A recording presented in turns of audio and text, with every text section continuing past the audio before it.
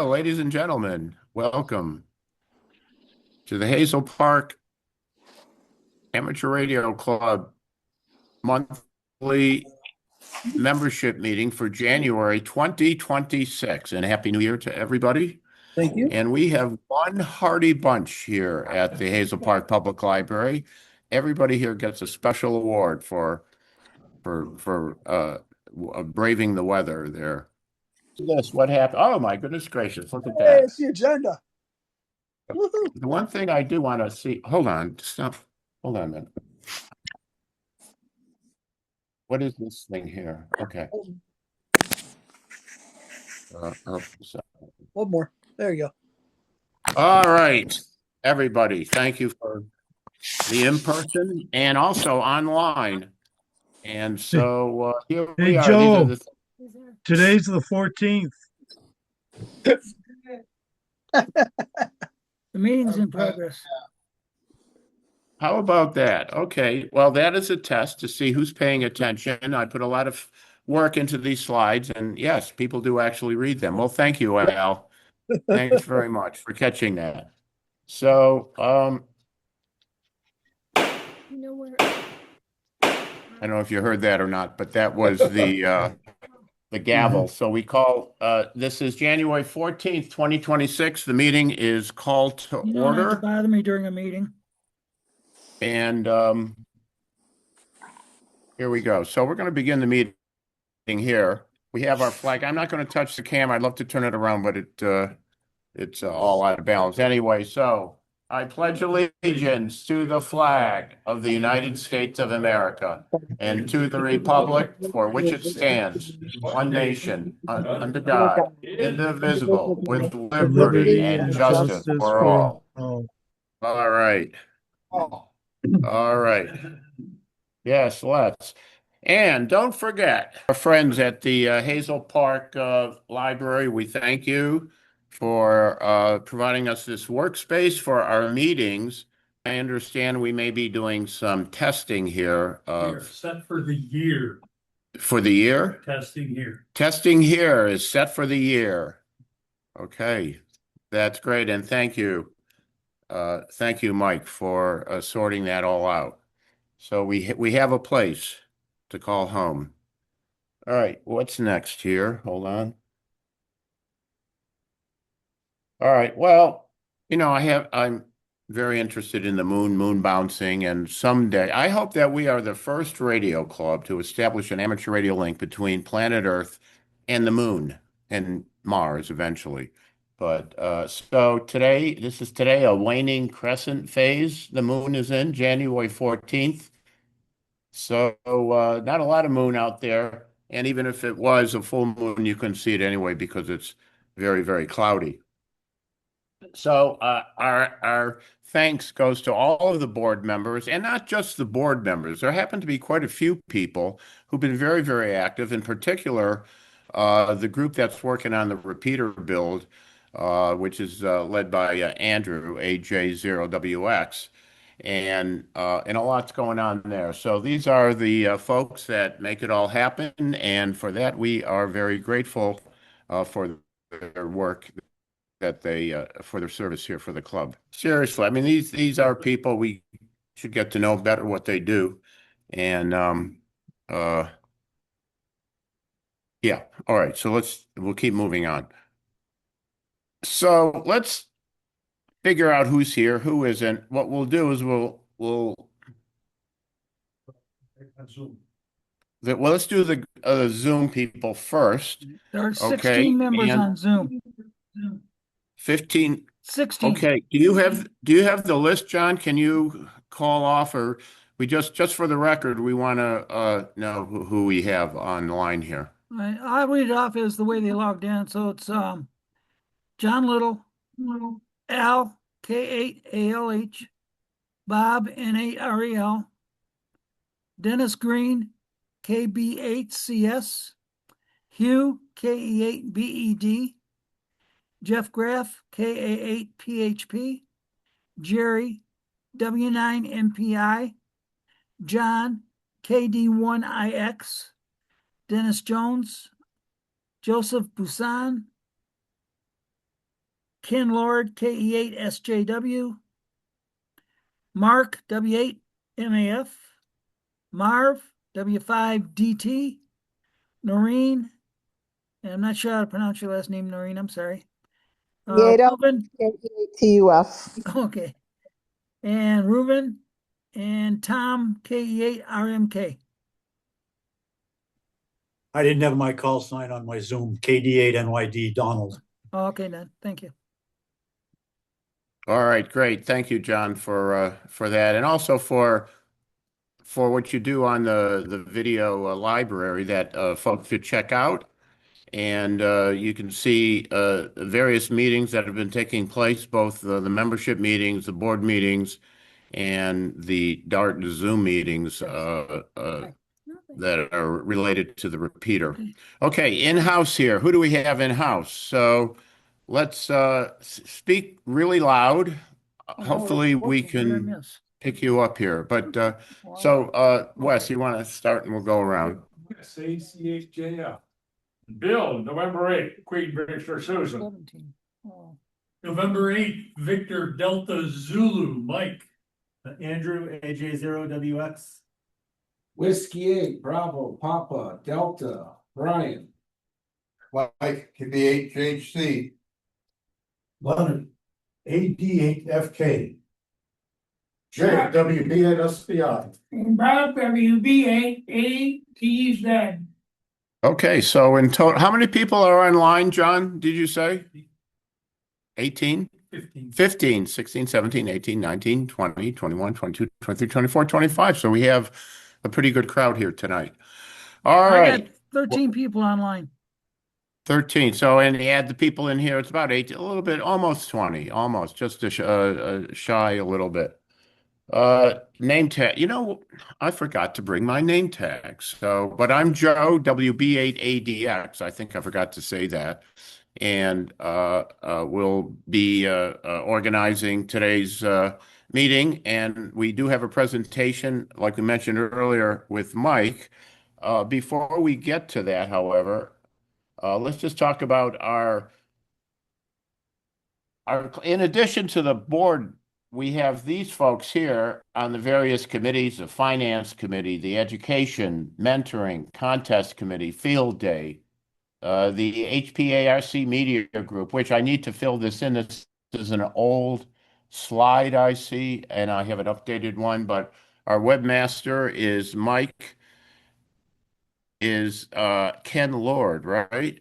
What is Ken's? Ken. I don't know who's coming. Ken, are you there, Ken Lord? Yes, he is. Yes, he is. Anyway, so that's our webmaster and our Facebook repeater committee. There's a group that's been working pretty hard. Election bylaws, Siren, the banquet committee, which we'll talk about, swap, which is something else we'll talk about, maybe an alternative to the swap, picnic, and of course our holiday committee. Now, but before we move forward, we have something special here tonight. And fortunately, Jerry is here with us, W9NPI. And the motto of this club is service through education. He's on with us virtually. And so the motto of the club is service through education. And as you can see here, Jerry Bigel, W9NPI, has been very active since he was a teenager, really, with amateur radios, had 5 call signs as he's traveled through the country there. He began CW, probably one of our outstanding CW operators, and he started back in the day on the old Michigan stateside CW traffic net. So he's active, of course, teaching in the license classes, performing volunteer examiner duties and other Elmering for the Hazel Park Club. So, and also his daughter also has her license as well. So Jerry, who lectures on the history of telegraphy, military communications, recording, and he's done a number of presentations. Here's a picture here. I'm not exactly sure where that is, but he's giving one of his presentations there to the Antique Wireless Association. So, and he has not only a modern station IC 7300, but one of my favorites, a Heath kit, Heath DX20 and a Hallicrafters S38C. So, with that, I do have here, sorry, I'm a little bit, we do want to present to Jerry. Okay, this plaque here of appreciation, and Jerry will get it to you. And thank you so much for your years of service. And again, this is what it takes to keep the club running and keeping our supply of new members in the pipeline. So thank you, Jerry, very much for your service over the years. And big round of applause. Excellent. Okay. So thank you for that, Jerry. Okay, next. Okay, well, I think we'll skip this for now, but this is just an idea, sitting around with a napkin and a pen. This is what comes out of that, but we'll get back to this. This is just an idea we have as we build out the new Dart. But for right now, we're just going to focus on the VHF repeater, and then we'll work on these links a little later on. I do want to ask Al, K8ALH, Al, if you're with us there. I know you've been working on the QSL cards and helping not only designing them, but we're going to get those printed and we'll be able to get them out. I see my internet connection is unstable, but I hope you can still hear me at home. So, Al, are you there, Al? Yes, affirmative. I'm here because I'm not all there. Yeah, our internet's not working so well here. And it may be the connection on this end. But, as I was putting together the presentation at the last minute here, I wanted to show the example of the QSL card that you created for the club. And I think there's a couple of them, actually. I think, maybe we have 3 or 4 cards and when people make contacts, generally during field day, they can select the card that appeals to them most. But I do want to thank you for that, and we'll get those cards printed up and out the door where they need to go. All right, next. So here's another thing that I put this up last time. We're trying to figure this out. Who has the keys to the website, our QRZ website, so we can get that updated?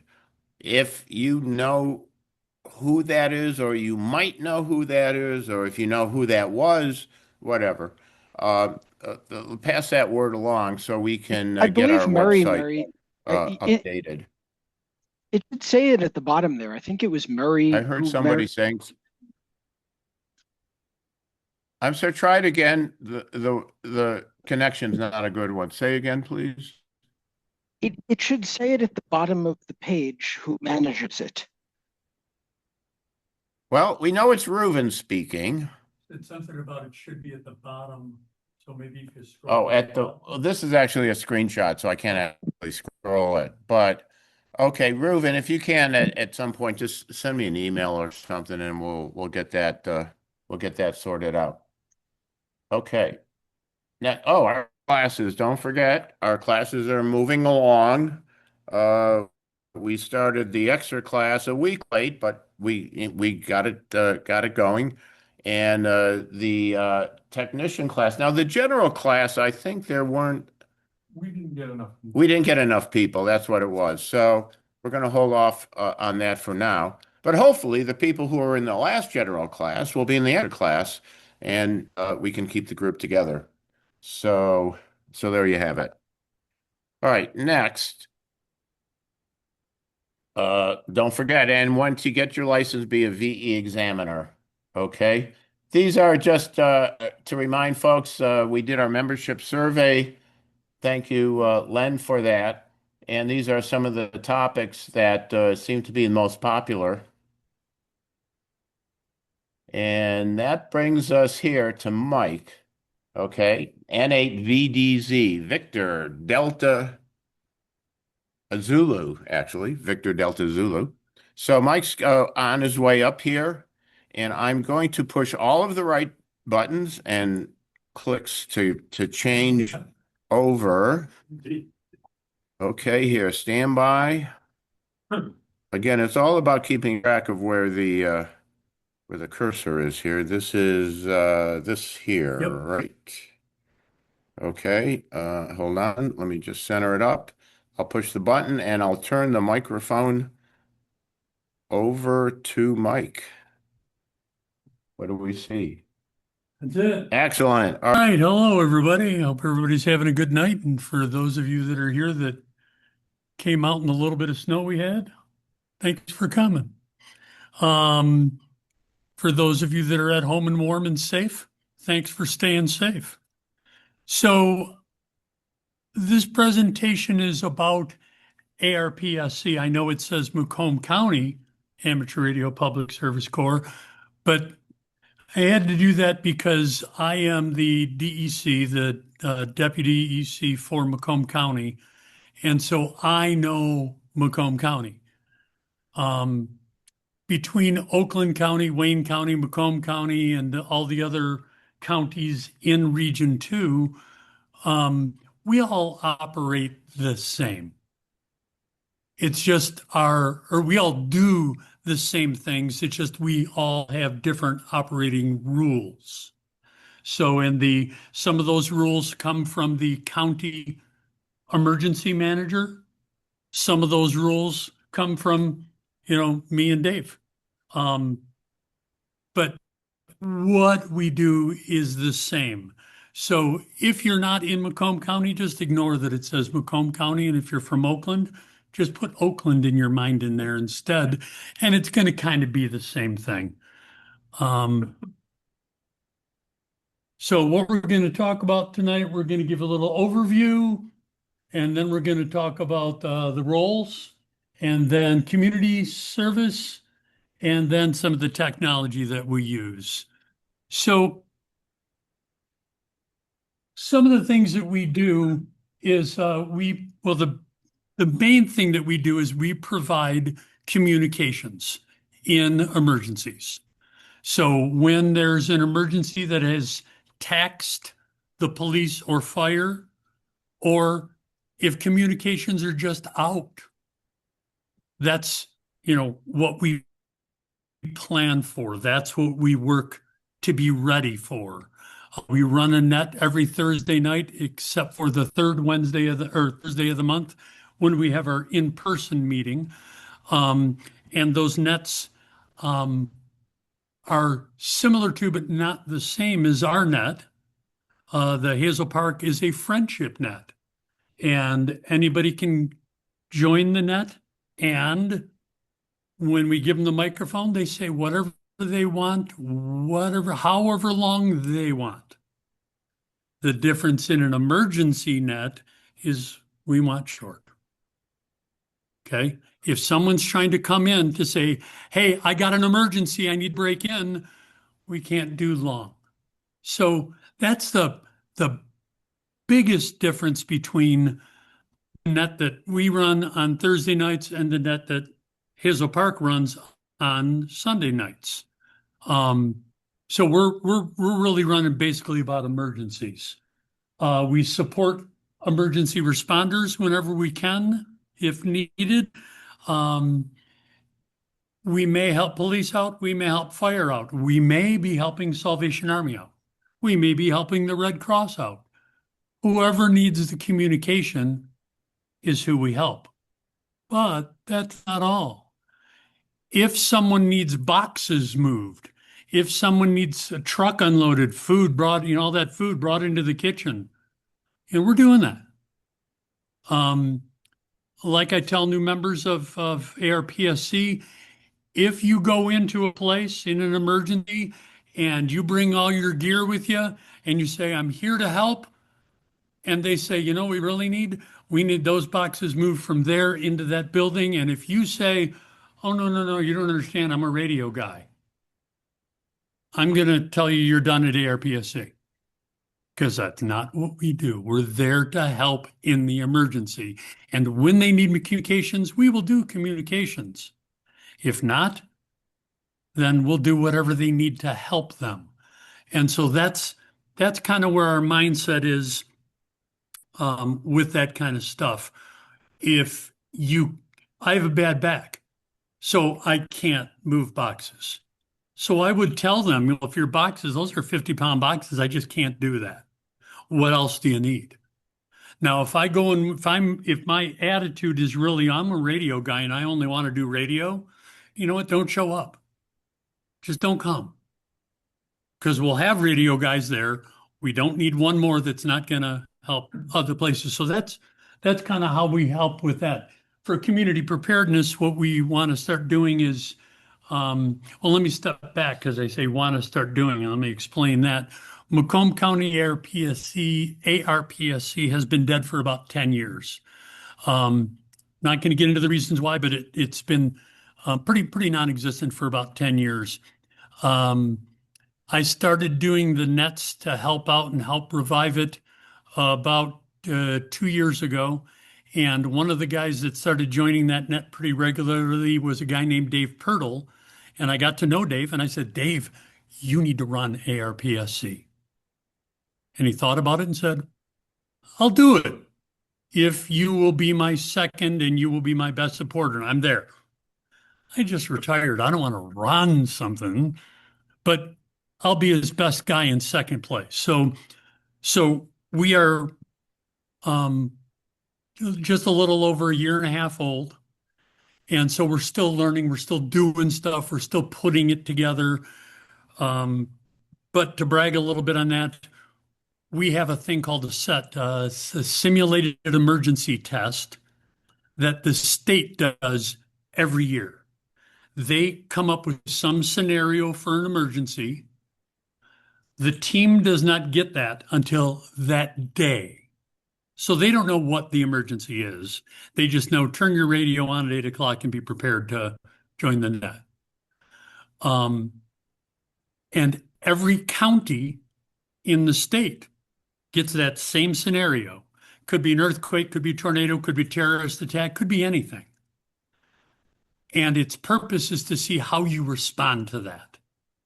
And it's meant to test your county. Where do we need to improve? And it's become kind of a contest because there are points involved and they share those points. Well, we did our first one and we ended up in 10th. We were pretty happy with that. 10th place, our first set. It's okay. Of all the counties in Michigan, that's okay. In October, we did our second set, 3rd place. So we are very happy. We have built a team of about 15 or 16 maybe it's more than that. Is it more than that? Okay, so maybe about 25 or 30 of really great and dedicated guys that are doing a lot of work and they're Johnny on the spot, and it's pretty cool. So we're having a lot of fun with that. So one of the things that we want to start doing is for community preparedness, we want to go out into the community and have little, get in a parking lot at the library or something and just have a little like fair thing. At this table, we'll have this. At that table, we'll have that. We'll be talking about radios. We'll be talking about how can you protect your family better. And in an emergency, it's really great to have training, but it really is even better to have a good mindset. Don't go in completely blindfolded and go, oh my God, a tornado came through 2 blocks away from me and I don't know at all what to do. Well, you know what? If you're frozen in fear all of a sudden, but a little preparedness can help you to be ready and help you to figure out what do I need to do in what order to protect my family and my neighbors and myself and go from there. So that's some of the kind of the things that we want to do in the community. And then, of course, for the team to help us foster our radio skills. You know, how do we talk on the radio? We all join the Sunday night 2-meter net, and we all know how to talk. But what we need to learn on our nets is how to talk short. And what I tell our guys is, if you can say it in 5 words and you said it in 8 words, you're a failure. You need to say it in the 5 and then get off. So, and if it's a big, long story, if you need to tell the big, long story, that's okay. But don't do it in 800 words when you can do it in 300 words. So mindset of keeping it short and how to properly address net control, when to, when not to, stuff like that. The history of ARPSCs is really kind of interesting because when I put this together 6 or 8 months ago, you know, I didn't know the history at all. I cannot find a date of when ARPSC started. I have no idea. Well, I found out something very interesting because I also wanted to know, what's this Aries thing? I'm familiar with races, and I know in time of war, okay, that's when, but races has never been activated in my lifetime. So I know little about it, and I don't, you know, someday I will, but I don't now. Aries, you know, as an amateur radio guy and into emergency response, I see Aries signs, I see websites with Aries on it, I see this, but I don't see anything happening with Aries. What? Why? Well, I got with some of the leadership for the state of Michigan and found out because there is no Aries in Michigan. And I know people will argue with me. Some people that are on this net may argue with me. Maybe somebody in this room may want to argue with me, but it's a fact. There is no Aries in Michigan. In Michigan, we have ARPSC and Auxcom. Aries is supported by or sponsored by ARRL. I don't know why we are the only state in the country that doesn't use Aries and the only state that has ARPSC, but I suspect that someone, ARRL, I don't need that ARRL stuff. Let's create our own. And so we went off on our own. But what I do know is that Aries and ARPSC are the same thing. So if someone talks to you about Aries, and they're in Michigan, they're really talking about ARPSC. And if there was an emergency in Ohio or Indiana or across our borders, we will work seamlessly together. So just because the two things are called something different, we all train the same way, we take the same FEMA classes, you know, it's all the same. So that's a little bit about the history of it. The structure of it is for each county. It starts with the emergency manager of the county, and then you have the emergency coordinator, and then you have the deputy emergency coordinator. That's me for Macomb County. And then you have, you know, these bottom titles could be anything, but it's almost, you know, like a corporate layout of who's doing what, who's in charge of what things for the organization. So I talked a little bit about some of the agencies that we might work with, Red Cross, Salvation Army, stuff like that. So, you know, we cross whatever agency we work with is whatever agency we work with, whether they're volunteer, whether they're paid. It might be working with the hospital. It might be working with the fire department. We don't know. When the emergency happens and we are called into action, We don't self-deploy. When we are called into action, we find out who we're working with and or for. I like to think of it as who we're working for, because when I show up and I'm told that I'm going to be doing communications for Salvation Army, if they got no communications to go out, I'm going to say, what else do you need? They're going to tell me what to do. So I might as well say I'm working for them. For communication support, that's our biggie. We have, and I meant to bring it. I built a bunch of Go kits, Go boxes. It's a Yaesu 750? 750D, is that what I have in those cases? I think it's a Yaesu 750D. Power supply, everything that I would need, I can either plug it into 110 if I'm at the hospital, or I can hook it up to a battery if I'm in the middle of a field somewhere. The antenna's in the kit, everything's already there. The only thing I need that's not in the case is a power supply, is power. There's a power converter in the case, so if I'm plugging into 110, 120, it's going to convert that to make my radio work, or if I'm plugging into a battery, it's going to bypass all that, and I got 12 volts going to the radio.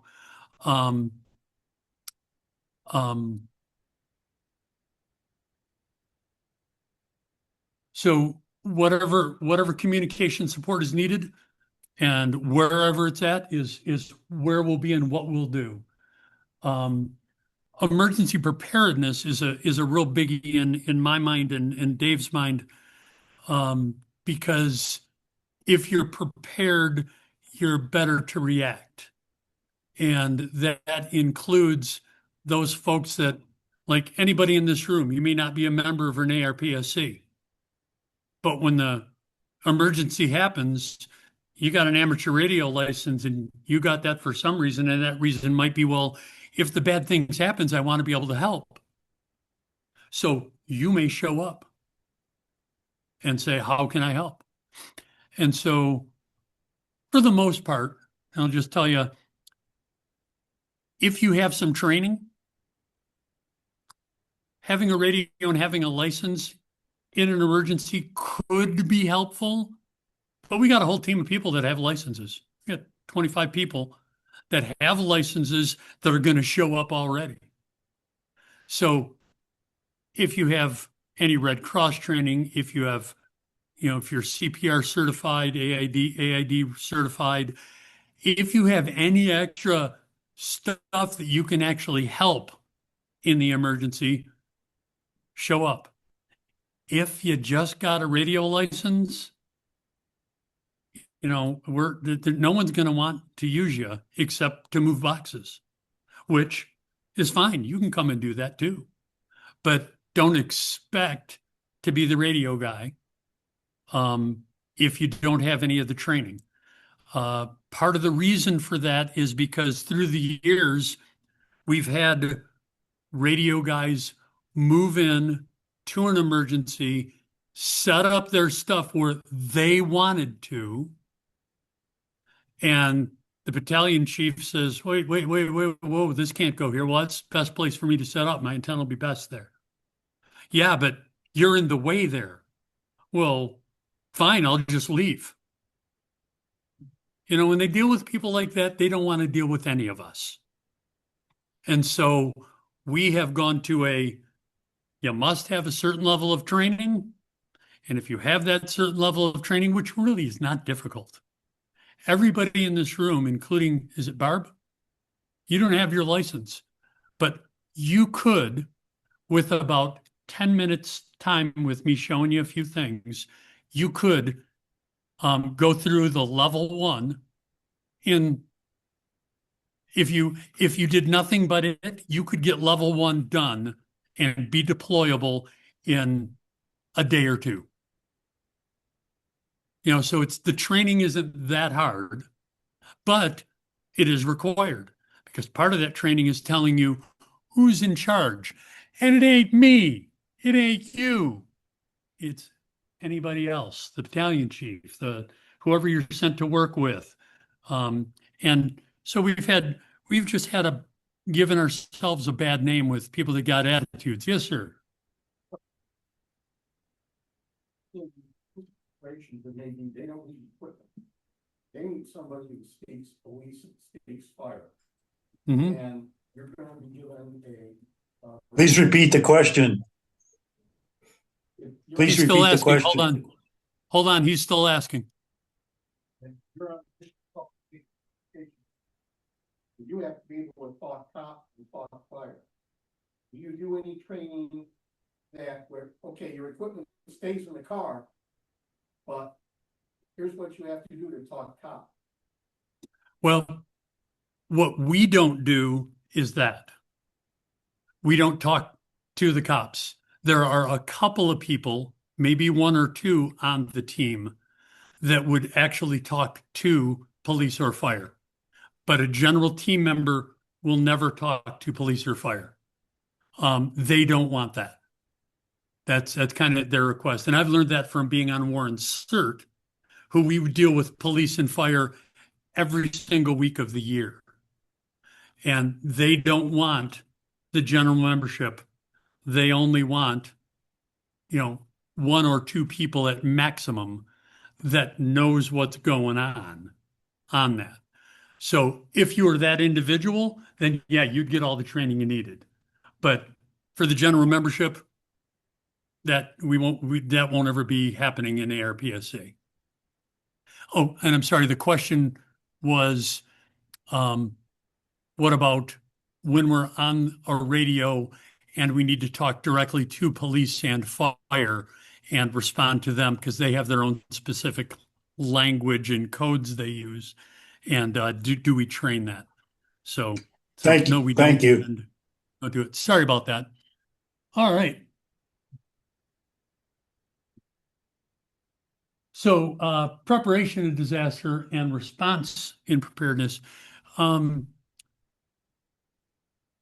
talked a lot about preparedness and stuff already, and so I'm not going to hash over that again, but we do have exercises. I told you about the 2 simulated emergency tests we do every year. We are also doing, I think next week, we're going to be doing a repeater crawl, and that's just to test our own equipment. It's a Macomb County repeater call. Is anybody in here, I know you are, familiar with the Wayne County repeater crawl? So what a repeater crawl is, Wayne County's been doing it for a couple of years. It's pretty cool. He has a site that you go to, and on that site, it looks like an Excel spreadsheet, but you can watch him make changes. You can watch him live make changes on that, so you know where he's at. It'll have in the columns, each column is a different repeater. And he starts by taking check-ins from everybody. And after you're checked in, he says, okay, let's go to repeater number 1, whatever that is. And everybody QSYs to that repeater. And then we just do signal reports. He starts in the top of the list and says, Joe, I don't remember what your call sign is. Joe, how do I read? And you'll give 5-9, and he'll tell you how he's reading you. And it's really great because I'm at home and I can't hit that repeater. I can't hear them. They can't hear me. Well, that's only Livonia. Why can't I hit that repeater? So I go do some antenna work, have some fun. And next Friday I'm on, or the next time they hit that Livonia repeater, and now I'm hitting that repeater. So it helps us to develop our equipment at our house to make sure that we can reach all those repeaters. We'll be doing one of those, I think, next week, if not next week, the week after. And then we're also doing hospital nets. The hospitals used to have radios in them that were supplied to ARPSC a number of years ago. by the healthcare Macomb County, or I'm sorry, the North something Healthcare Coalition. Region 2 North, thank you, Healthcare Coalition. And but when Macomb County went silent and the hospitals have done a lot of remodeling, they have radios. But well, we moved you down to the 3rd floor from the 5th floor. Okay, so how do we get our feed line to here now? Oh, you need that? So, we don't, one of McLaren, I think it is, that happened at. And so they were looking into the cost, and it's like $5,000 to get that feed line down 2 more floors. Oh, yeah.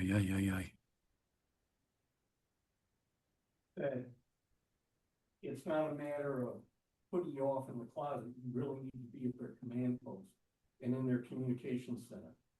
Does that come up at all? And the question is that are they asking us to be in their command center?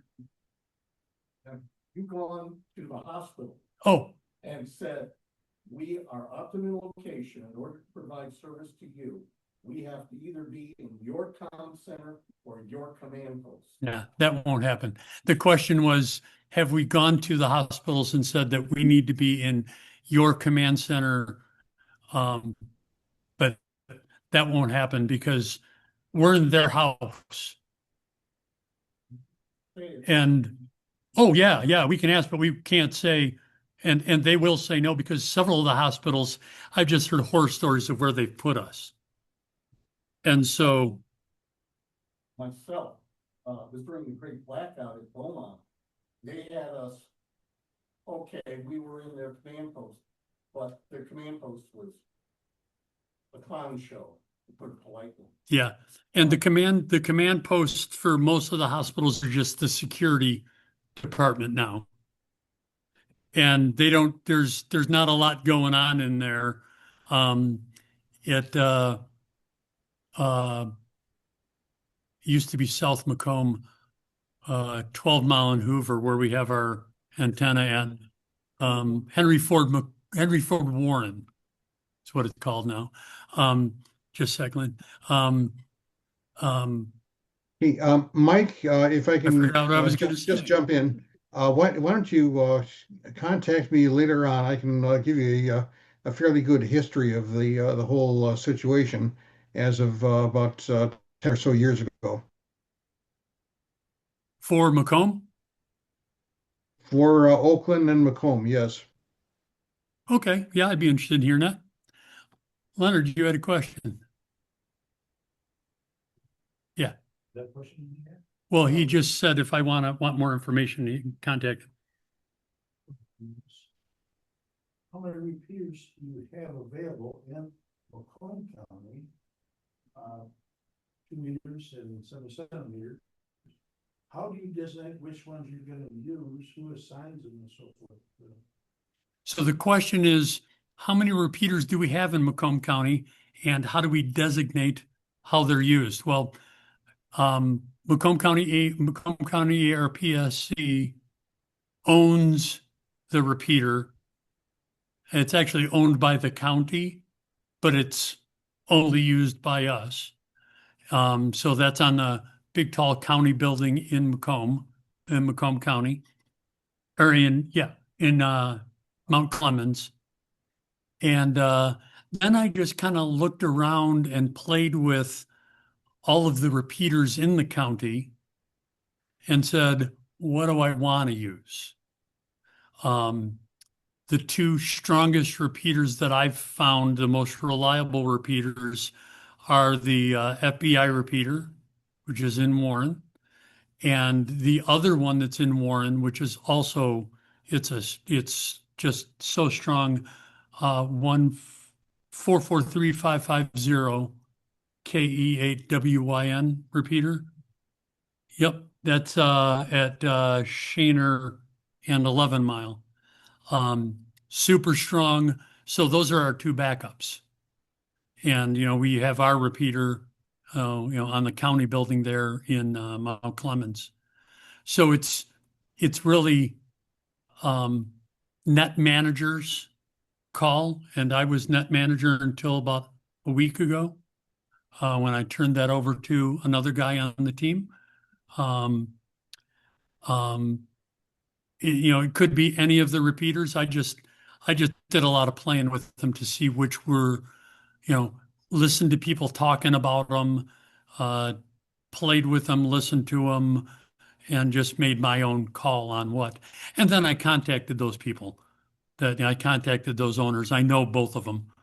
And so I contacted both of them and said, hey, we would like to use your repeater as a backup. And every once in a while, we want to do some testing. And during that testing, I'm going to say, our repeater just went down, switch over to the backup repeater. And the team will just have to do that. We're testing the team. So if I do that, your repeater is going to be taken over by us. Do you mind that? Don't mind that at all. Whenever you want it, it's yours. Well, thank you very much. So, so that's how those repeaters get chosen. How many repeaters are in Macomb County? I think there's like 9. Yeah. Maybe there's more. There might be more than that, but there's at least that many. We got them all the way up to Richmond, all the way down into Warren and everything, north or east and west also. So, all right, moving on. Real world emergency operations. So severe weathers are our biggest one that we actually do stuff for.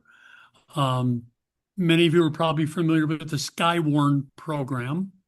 National Weather Service trains you for free to be a weather spotter for them. All the guys on my team, it's part of the requirement to take the Skywarn training. And how that program works, how it's used is we have a net. Anytime we want, Dave and I have told our net controllers for Skywarn, anytime you want to start a net, go ahead. Other counties that, they need higher permissions to do that, and that's okay. That's their rules. Our rules are, you want to start a Skywarn net to make sure you're in practice, go ahead. When the National Weather Service serves up a warning, one of my net controllers is going to start up a Skywarn net. They're not going to ask. They're going to just do it. And what happens on that net is people will check into that net. There's 3 levels to the Skywarn net: green, yellow, red. When it's green, anybody can check in, and we're looking for heavy rain, high winds, hail, stuff like that. When we go yellow, it's gone from a watch to a warning. No more check-ins. Reporting hail of, I don't remember what the thing is offhand right now. I'm just going to... Larger than a beaver. Yeah. Seems like dime size is what I'm thinking, dime size hail or bigger. I got a sheet right by my radio, so I don't mess up, because the rules changed a couple of years ago and I don't want to revert back. So damaging winds, if you can estimate the wind speed, or do you have a windometer, that gets reported to net control and then immediately gets reported to the National Weather Service in White Lake. White Lake goes, ooh, we have, 10 Mile and Ryan is reporting rotating cloud. So they'll take their radar, which is looking over the whole Tri-County area, and they'll go, whoop, let's look at 10 Mile and Ryan. let's see what's going on. And they will focus on that and see what they see. But they will put out warnings because I saw 1-inch hail. That's damaging hail. So they will change their warning. And if you get warnings on your phone for your weather app, it'll say, if you look at that, it'll tell you what's going on, 1-inch hail, and then it'll say reported by radar. That means the National Weather Service sees hail on radar. But if somebody saw it with their eyes, it'll give a different message indicating how it was reported. I don't remember what that is. But what that's doing is that's helping the next city over. Storms moving this way. It ain't helping where the hail's falling. Kind of too late. But the next city over, they're getting pre-warned. And that's what it's all about. Pre-warned, being prepared. So we do Skywarn. That's our pretty heavy thing. We do a couple of nets a year during warnings, during watches, all the way through to warnings. When we go red means that there's a tornado, there's a funnel cloud, there's actually it's gone to the highest degree of warning that the National Weather Service gives. And just to put a tail end on that, when we go back to green, if you've said stuff, if you've reported stuff, but you never got your chance to check in, now we'll take your check-ins. So we always get to know who, it was and get to log them in on the net, even if we went all the way to red, because beyond yellow, there's no check-ins. So, we go back and take care of that. Public safety incidents, there's lots of stuff that happens in our municipalities that the police just don't have enough cops for. Now, one thing that we can do that they also can do is this. Because the power lines are down here, you can't go this way. So you need to go that way. But what we can't do, that the cops can do, is catch bad guys. So, if they need us, we'll go out and we'll direct traffic. If there's a big event, and every time when they're coming and going, at the beginning and the event, end of the event, it's just traffic crazy because too many people are doing stupid things. In Warren, we've learned Warren CERT does a lot of those things. And the city has learned if we got people directing traffic in and out of these things, they're done really quick. The Centerline fireworks and fair, that used to just kill Lawrence and 10 Mile and Van Dyke for like an hour. After the fireworks are over, I give it about 20 minutes and we're back to normal traffic because we're directing people, we're controlling the traffic. We close this part, but we open that part and everybody uses that. And everybody only goes that way. And we've just found ways to make it happen. So that's another part of the thing that we do. And then the role is amateur radio, which we're all a part of, and we all know that amateur radio is the way that it's going to get through when other communications can't. So for public service, local events like ARPSC was just invited out by Oakland County to help out at the Dream Cruise. Just eyes and ears. One of our guys witnessed, I don't remember what the incident was. Something happened. What? Well, we don't. Yeah, probably a lot. But something happened to somebody, and so he got on the radio and said, "Hey, we need an ambulance over here," and told where it was at, and then the ambulance went to the wrong place. But he could see him on the other side of Woodward, going slow and trying to. No, it's on this side of Woodward. So he got back, he was able to guide that ambulance to where it needed to go. Yeah. I learned green foods for 20 years. Yeah. Is if you're just standing around looking, you don't see anything. You have to get into the crowd, walk around. Oh, yeah. You have to have your head on a swivel. I've come across lost children, a man with Alzheimer's ran away from his family, potential child abuse, which fortunately there was a state trooper 50 feet away from me, so I turned it immediately over to him. That's another story. But potential man with a gun. Yep. And that's what we're, predominantly there for is eyes and ears. You can't just stand around and let the world come to you. They Right. know about you. They don't care about you. You have to get out there and be proactive. Yep. Not wandering around. Absolutely. Yep. So, events like that, we like to take part in. And then, some of the training events that I talked about, that we want to do are other things that we do a lot with. So the educational outreach and training programs, we want to do little workshops to help people. We'll probably start with, how to make your home safer. I just was talking to somebody about a month ago, and when I asked them, do you have an evacuation plan for your family? If it's 2 a.m. and the fire smoke alarms start going off, what are your children going to do? Do you know what they're going to do?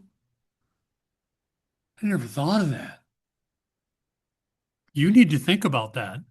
And you and your kids need to do some drills. You need to be prepared. And so start with, how do you keep your home and family safe?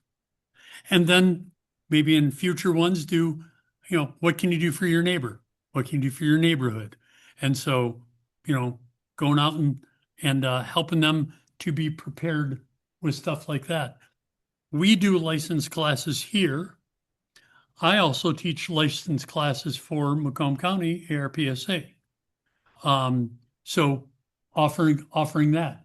And then public outreach events to raise awareness of what could and couldn't and what you should and shouldn't. Membership requirements, they may be different for different counties. Ours are pretty simple. You start with your amateur radio license. It's the Amateur Radio Public Service Corps. The leadership team had lots of talks about it because we didn't have many people when we started. And we need to get people, so let's just take anybody. No. Amateur Radio Public Service Corps. We're going to get members in here that are going to be useless to us. Why do we want them? They're going to feel useless, and so no, that's not what we so start with your license, and that's it. You got your license, you can join. And then there's some training that we'll require for you to do within the next 6 months, but it's really not that difficult. And from that point, as soon as you get that training done, you are deployable. So we can use you in any emergency. And there's 3 levels to the training. District 2, which is Monroe County, Washtenaw County, Wayne County, Oakland County, Macomb, and St. Clair County. That's Region 2 for ARPSC. We all share the exact same task book. And why we've done that is because if the emergency happens in Oakland County, all of my guys can go over there and say, what do you need? And all they're going to ask is, what level are you? And different levels have different skill sets attached to them, of course. Level 1, you only need to be a technician. But if you're a level 2 or level 3, we know you're at least a general. So I can get you on 40 or 80 meters so you can be monitoring the state. When that stuff comes in, we can have you do that. You can respond to them if they need response. A technician could also monitor, but they can't respond back. So I can't put you there. That's basically it for membership. I mean, it's really easy to get in. You just have to want to be someone that is willing to help and can help. We do a lot of drills and things like that. And so sometimes we use the public, often family members, to, okay, you're going to be lost. You're going to be that lost child. Go hide in the woods. And we're going to do a search and rescue. We're going to find you. You're going to be unconscious, but we're going to find you. So go find a place, hide yourself, and we'll find, so do little things like that. So we try to, in using community, they feel a little more involved. If it was my next door neighbor and he wanted to do it, we'd take him. Come on. Yeah, anybody that wants it, because it makes them more aware of what's going on in the county and what happens during an emergency. And technology and equipment, of course, we use our amateur radios. There's voice, which is our predominant feature that we use.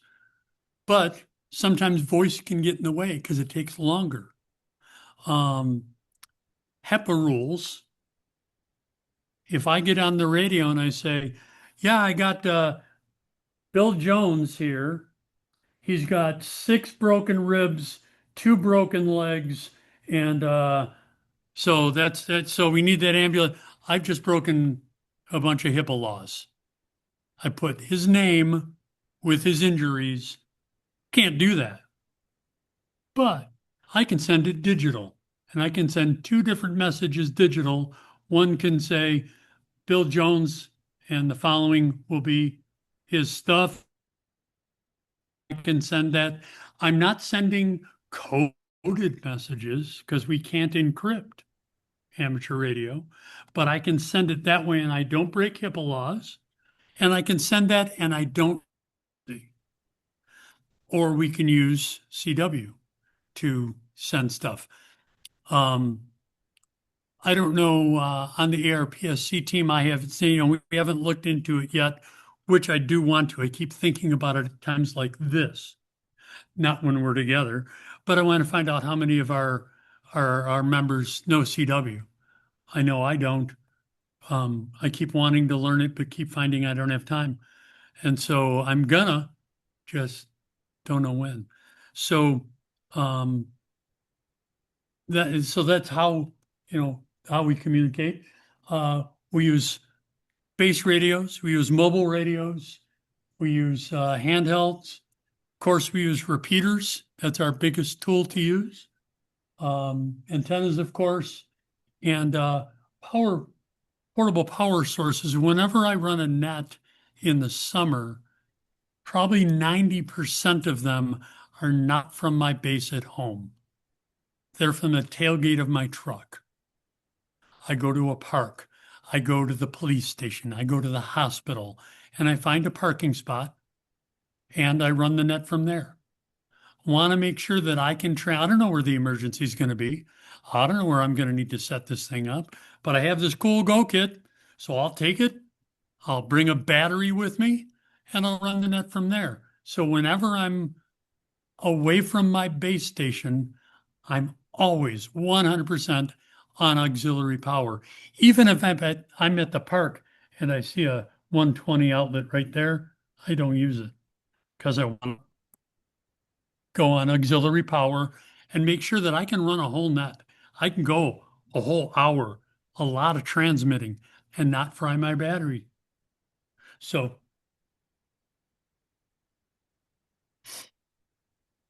we are pretty heavy in this county into DMR and using sources like that. We use it a lot. A lot of the members think it's the way of the future. I don't care. It's, you need your amateur license to have it. So it's still amateur radio, so I'm okay. If someone wants to bring GMRS into ARPSC, nope. That's where I personally draw the line. DMR or, regular amateur radio, but I don't want to go beyond that. I don't want to go public radios. I don't want to go business class. I don't want to do any of that. I want to stay in the amateur bands and only in the amateur bands.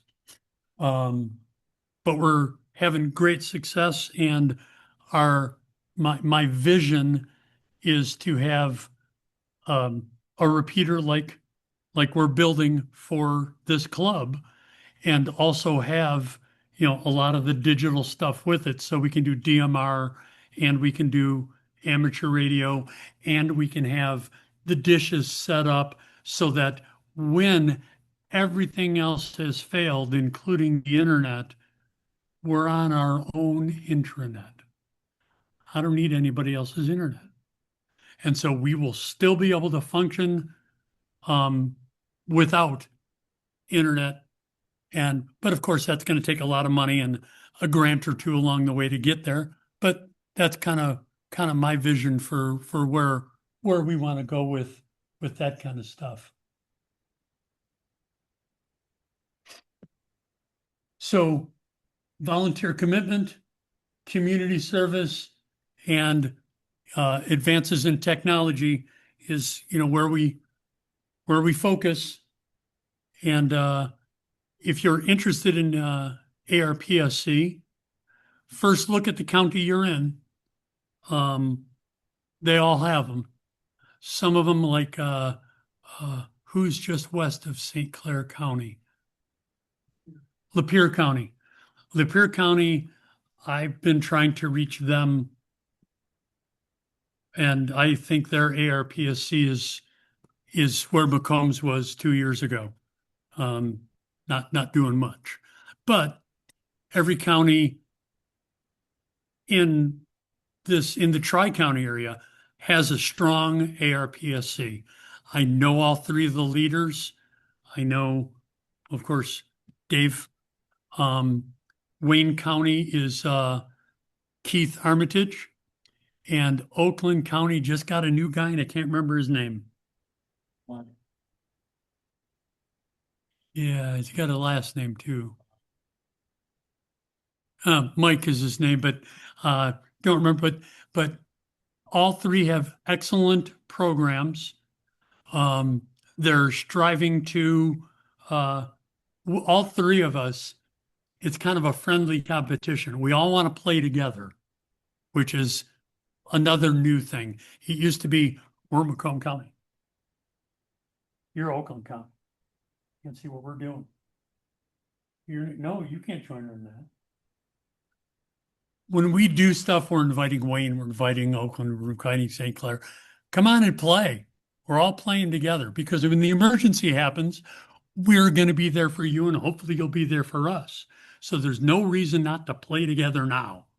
And kind of funny, when we started doing some stuff, when we did that third place finish, I got a contact from one of the counties, and they just said, I also heard you went from like 3 members to like 20 members in a matter of weeks. What are you doing?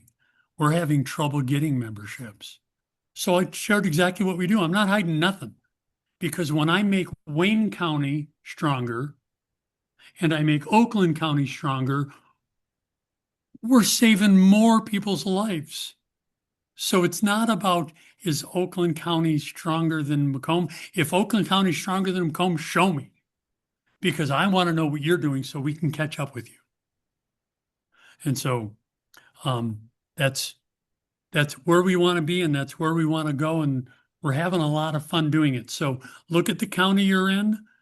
You can find any of them on the internet and join up with them. If you need any help, you can contact me and I'll set you up with the team, and you can get all the information you need for them. If it's Macomb County, there's our new website that we just put up. Feel free to jump on there and look around. And if you want to join us, we'd love to have you. Yep. That's what we're starting. We're starting one in a week. We're not going to do them weekly like Keith does. Number one, I don't want to steal Keith's fire. But also, I don't have time to do what Keith does. You know, I What was the can't, question? you know, the way stuff goes in my family, I can't dedicate an evening every week and say, every Friday I'm doing this. I just can't do that anymore. So, but look them up, join us, help us to make the Tri-County area, or I'll say Region 2, a safer place for everybody that lives here. Any more questions? Awesome, Mike? thank you. Also, Mike? and they can look them up on Cure Z. You want to get more information on the people. Yeah. What's it? Repeat the question. KD8 ZSK, Leonard just told me, KD8 ZSK. If you look them up on QRZ, there's information on there about the Wayne County repeater crawl. Yep. And it's really pretty cool. And if you just want to go and turn on your radio, first you got to get to that website. You can't Google the website. You got to just copy and paste it in. When you get to that website, you can see where everybody's going and you can just follow along. You don't have to participate if you don't want to, if you just want to see what's going on. But it's a lot of fun and it's pretty cool. So look them up and see what's going on there. And we'll be doing one in Macomb County in a week or so. Someone online have a, Yeah, Mike, have a question? Yeah, for Oakland County, the EC is Michael Vanderveer. Yes. Michael Vanderbeer. Yes. Yep. Spell it. Thank you. Thank you. V. Was there another question? Vanderveer.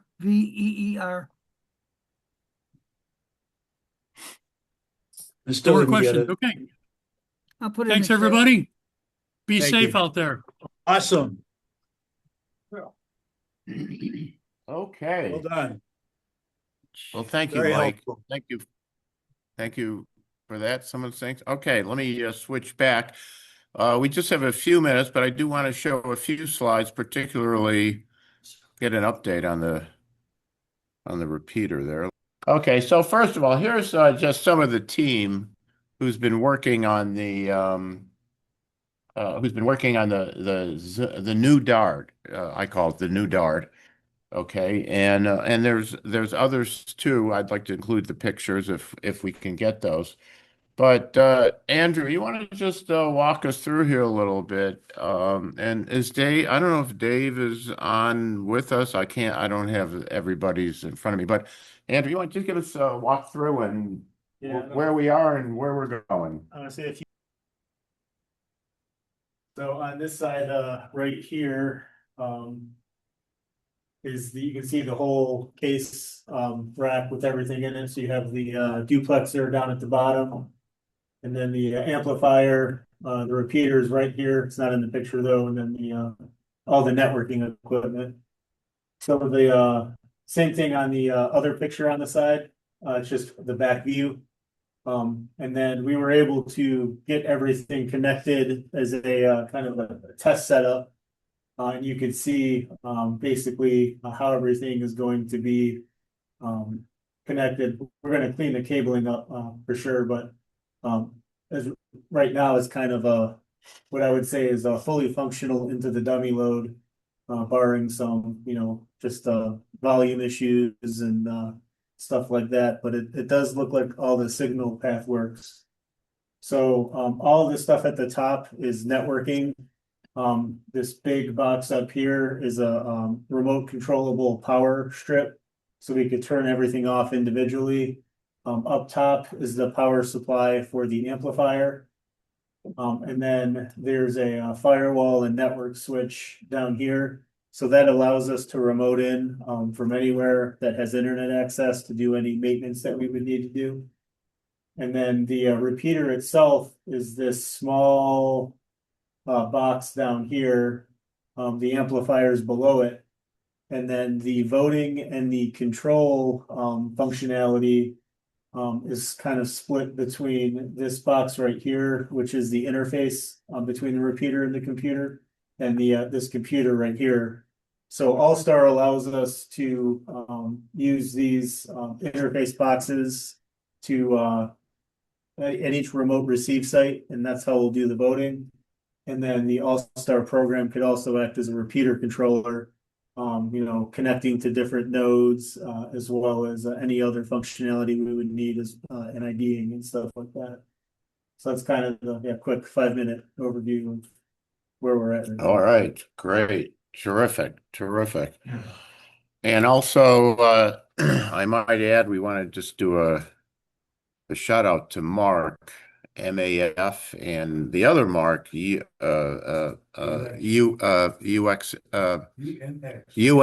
Thank you, Mark and Mark. It's like a law firm of Mark and Mark. Anyway, they've been making some great progress on getting our real estate sorted out, and we have some encouraging developments, of which we'll hopefully by next month, when we have the same meeting, we'll be able to get a little more specifics. But we are working on remaining in the building where we are. At the same time, we're looking for new sites for our receivers as well, our remote receivers. So we do have some good progress. What else can we talk about? So our budget, not a lot has happened. I know Bob is on with us. I don't if you have something you want to address there, Bob. Now would be a good time. But I know it's with the holidays and all, we've kind of taken a step back. But go ahead if you want to say a few words here. Yeah, you're absolutely month of December. One kind of fun fact though is we actually had a donation of $34 during our we had the technician class in the fall, and one of our students passed her technician exam, scoring 34 correct questions, 34 correct points out of 35, and she was so happy that she gave us a donation of $34. I thought that was fun. The other stuff going on, you can see it's just the regular repeater phone line and the holiday party. So that's pretty much it. And the only other fun fact is at this point, at December 31st, in the grant fund, we still had $7,590.33 left. Okay. You can see that highlighted in bottom. So we made a lot of progress. We bought a lot of stuff. So that's it. That's okay. Well, thanks, Bob. Thanks for that update. Okay. What do we have next? Our mentoring committee, and Len's been working on that. Any news to report? We have just a few minutes, but if you want to say a few things, it'd be a good chance. We're kind of revving things up here in the new year. Oh. Nothing at the moment, but we'll have more to report on that. One thing I just want to bring up to everybody's so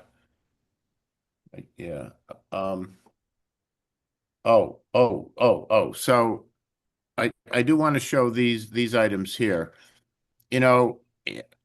As a possible alternative to the swap, right? If we have this online web page and we could work together on that. Here's a few things I know Mike WD8S has, and I just want to show them. So here we have a Yaesu FTDX 3000 that's up for sale.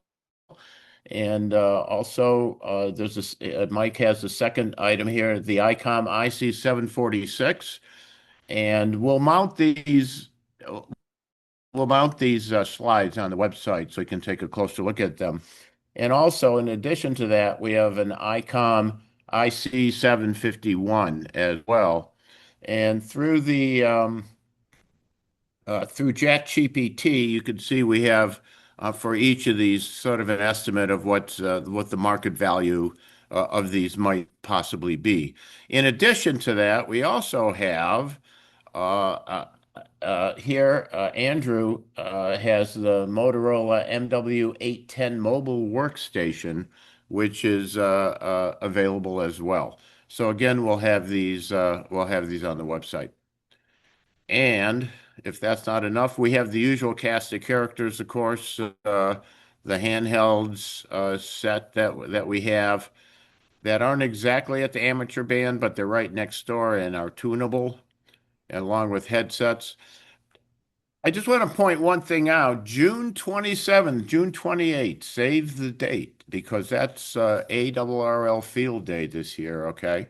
So let's sharpen up on our CW practice. And over the new year, I wasn't able to transmit, but I did copy quite a bit on New Year's Day, and it's great to exercise keeping our CW skills at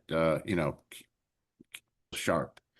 So we mentioned that John is running the video library. Take a look at that. We have some very interesting videos. And speaking of bad weather, here is a slide here for the volunteers. Mike is now, Marsha was coordinating it now. Mike is doing it now. So we'll have more to report on that. And so that's basically it. That's the, don't forget our Saturday morning breakfast at 12 Mile and DeQuinder there at the Cozy Cabin. So we'd love to see you there. And really, that's where a lot of the club business takes place, both talking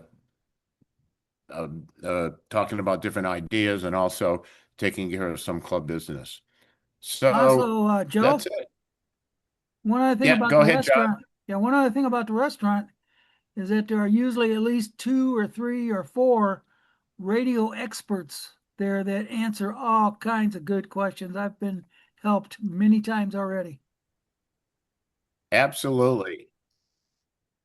Oh yeah, absolutely. People's handhelds and programming issues and things of that sort. So it really is. It's a nice group and it's a nice way to start the day early in the morning. All righty. Well, thank you. Our time's short, but we thank everybody and especially for our hardy crew here, live and in person. And so we're going to go back out and build a snowman and navigate down I-75. So thanks again, 73s. We'll see you next time. Take care. Bye-bye. Thank you, Joe. Thank you, Joe. Good